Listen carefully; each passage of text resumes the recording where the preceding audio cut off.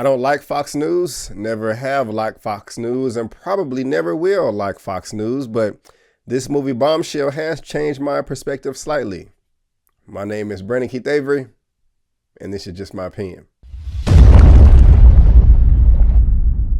Hey, what's going on, everyone? Thank you so much for tuning in to my opinion/review for Bombshell. I really do appreciate it. And if this is your first time finding me and you want more movie reviews, trailer reactions, me responding to entertainment news, or doing television recaps, please right now click on that subscribe button and also the bell so you can be notified when I make uploads and you will be on your way. Bombshell is a bombshell, real talk. I remember when I first saw the trailer for this movie, I was like, ooh, that looks good. I can't wait to see this movie. And I'm glad I did. Now, this is being directed by Mr. Jay Roach. And if you know him, he's pretty popular. He's a pretty funny director. I mean, he directed all three of the Austin Powers movies that came out in the 90s and the early 2000s. And I love each of those films. I wish we can have more. He also did Meet the Parents and also Meet the Fockers with Ben Stiller and also Dinner for Schmucks. And I liked all of those movies. So to be honest with you, I didn't even know he directed this movie or those movies until like after, I saw Bombshell and looked this up. I was like, oh, this guy is quite talented. But yeah, like I said, Bombshell is something that I was really looking forward to. What it's based on is the real life case that happened with Fox News about 4 women that were going after Mr. Roger Ailes, rightfully so, because what he did was pretty disgusting. But the official synopsis is a group of women take on Fox News head Roger Ailes and the toxic atmosphere he presided over at the network. And my goodness gracious, if it really went down in real life how it went in this movie, the man is disgusting and he deserves everything that he got. But the person filling the role of Mr. Roger Ailes is Mr. John Lithgow, famous actor, very talented. If anyone knows great acting, Mr. John Lithgow. And Roger Ailes in real life was overweight. He was disgusting, and in my opinion, he looked disgusting too. And one of the things that I just have to give the credit to so far is just the prosthetic makeup that they used to enhance the appearance on screen of Roger Ailes through John Lithgow. The makeup artist is Kazuhiro. He did a great job. That was one of the things that I love best about this movie.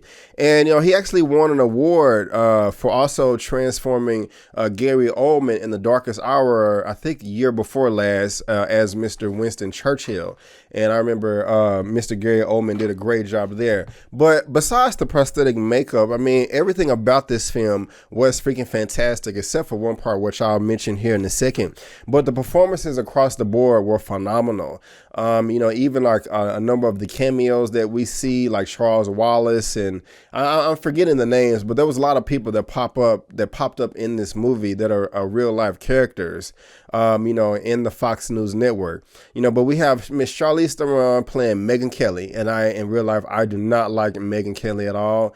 I don't like her, but I'm not gonna let that taint my opinion of the film. We also have Nicole Kidman playing Gretchen Carson. We also have the famous Margot Robbie, Harley Quinn in the DC Comics world, playing Kayla Pospisil. And one of the things that I just said that I don't like about this film is while everybody did a great job, including Margot Robbie. I mean, she did a phenomenal job. Her character is made up. Every other character in this film is a true real life person, but her character is made up. When I was just doing a little bit of research, they were just kind of saying, well, it's kind of like an amalgamation of multiple characters kind of balled up into one. I don't like when Hollywood does that. I mean, they do that often. When you see a film that's like based off a true story, true events, it's nothing that's really just 100%. But at the same time, I mean, when you have sexual assault and rape and things of that nature, that is the foundation of your movie, you need to take it seriously. And I'm not saying that they're not here, but, why can't we just be as truthful as possible? So while Margot Robbie did do a great job, her character is not real, but it is what it is. But while I just was stated that I don't like Megyn Kelly, I mean, for what she went through in this movie, I mean, she does deserve justice. Whether I like somebody or not, no one deserves to be, even though she in real life can be a very ugly person at times. Still, no one deserves to be or no one should be mistreated. No one deserves to be mistreated, especially sexually assaulted or groped or raped or, anything remotely close to that, and one of the things that the film did a great job is kind of putting you in the shoes of these women, kind of painting you a great picture of how everything is behind the scenes, behind the camera of this news network. And not just with the women in general, but just the news network, period. Because at the very beginning, there's a lot of narration in this movie, and narration can either break or make a film. And in this case, it really did make it by breaking the fourth wall, just looking at you and speaking to the audience. It's like, hey, this is Fox News. We're here in New York City, even though everything in this film was shot in Los Angeles. And this is how everything works. We have this group of people on the first floor, these group of people on the second floor, but then we have our partners up here on the roof. Roger Zale's office is over here, my desk is there, and this is over here.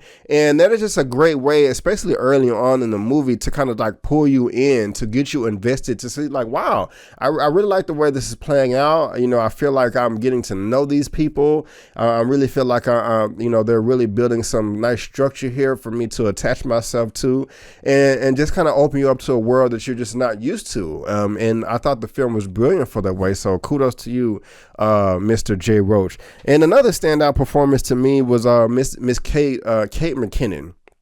She plays somebody named Jess Carr, and I really did like her character, in this film, and just not her character. I liked them all, or just at least the amount of time that was spent on each of them to show what they were all going through, all of their emotions and motivations on a separate individual level, and then kind of how they brought it all together. Like this is some team up Avengers movie, that was very compelling to me, and something that stood out. Now, I'll be honest with you, my experience watching this movie was not the best because I actually saw it early, but I'm giving you this review late because of this, I wasn't going to review it. There was a lady next to me that fell asleep, and she was snoring her ass off.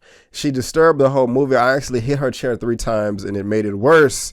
And there was a number of lines of dialogue that I missed because of her Snorlax snoring ass. It was very frustrating, and it was actually quite contagious as well, because maybe about 2 minutes time spread out, I kind of dozed out myself, not because the film was boring, just because I really just don't know. I don't have an excuse for you, but out of a film that is coming in at about 1 hour and 49 minutes, if I fell asleep, 2 minutes out the whole movie in 5-second spurts, during the second act, it still was entertaining enough for me to recommend this film, because I really do. It was really entertaining. I thought the performances were great. I thought the structure was great. I thought the pacing was great.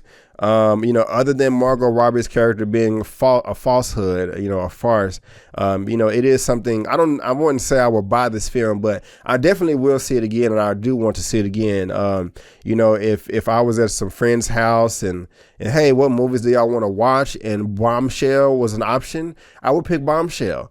If I was, if it's on streaming or something and I'm bored, I would press play. Or a couple of years from now, if it's just on TV and you're flipping channels, I don't really know if people flip channels, and I don't know. I don't watch TV that much. I will watch it, okay, let me see whether, how it is sometimes, where no matter where a movie is, in its runtime and its duration, you'll just stop and watch it, the rest of it. That's what I would do with Bombshell, because it was a really good movie. It really was. Even though I don't like the people in real life, I am judging the film, and I thought it was great. So if I had to rate Bombshell out of a 1 out of 10, I'm going to give it an 8.5 out of 10. Yes, an 8.5 out of 10. I think you guys should check it out if you had some interest. But guys, that is just my opinion. Thank you so much for tuning in. I really do appreciate it. And let me know down below, how do you feel about, studios and Hollywood's taking these liberties and changing things and making up characters and things of that nature? I just want to know how you feel about it. And, also, how do you feel about Fox News? Please don't put any profanity down or anything like that. I'm just kind of curious about, your opinion. You can also, guys, if you like the video, please go ahead and give me the thumbs up. Also, please subscribe to the YouTube channel. Right now, I'm just at 17,500 subscribers, which is very small on YouTube, but that's okay. I'm pushing forward. I'm trying to reach that 20K, my next big milestone. So help me reach 20,000 subscribers, baby. Yes.